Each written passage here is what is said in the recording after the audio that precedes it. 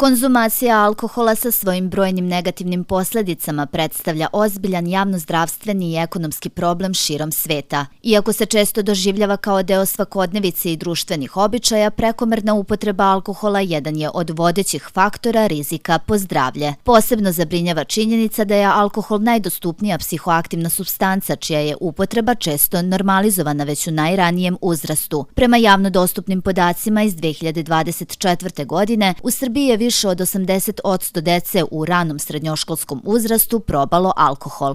To nema neke razlike kao ranije što je bila razlika recimo između muškog i ženskog pola, gde su devojčice bile mnogo manje zastupljene. Sad se skoro izjednačili ti procenti, možda je razlika u 2-3% između muškog i ženskog pola i sad u tom upitniku koji oni popunjavaju ima to pitanje da li su ikad u životu probali i tu je tih preko 80%, a ima i pitanje da li su pili u zadnjih 30 dana, što bi govorilo da postoji neka redovna upotreba i sad uopšte taj broj nije mnogo manji od ovog, znači probanja, tu je nekih 60% njih u prvom i drugom razredu srednje škole, što je mislim znači preko polovina njih. Kad tu uključimo i decu koja su možda zbog zdravstvenog stanja ne mogu da koriste ili možda neke od vere druge koje ne dozvoljavaju deci to da koriste, znači praktično ispada da mi nemamo omladinsku populaciju koja nije bar probala.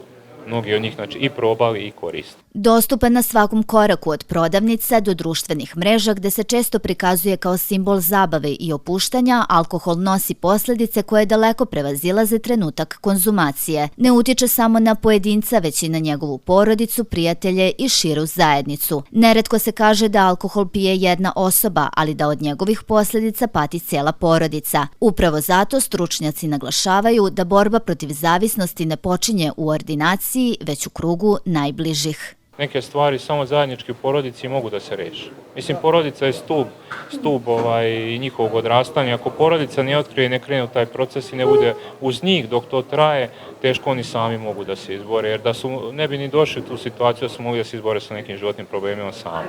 Alkoholizam nije pitanje karaktera niti snage volje. To je bolest koja zahteva razumevanje, stručnu pomoć i podršku okoline. Međunarodni dan borbe protiv alkoholizma koji se obeležava 1. aprila podsjeća da posljedice konzumiranja alkohola nisu uvek odmah vidljive, ali da su često dugoročne i ozbiljne. Zato je prepoznavanje problema na vreme od presudnog značaja za uspešno lečenje.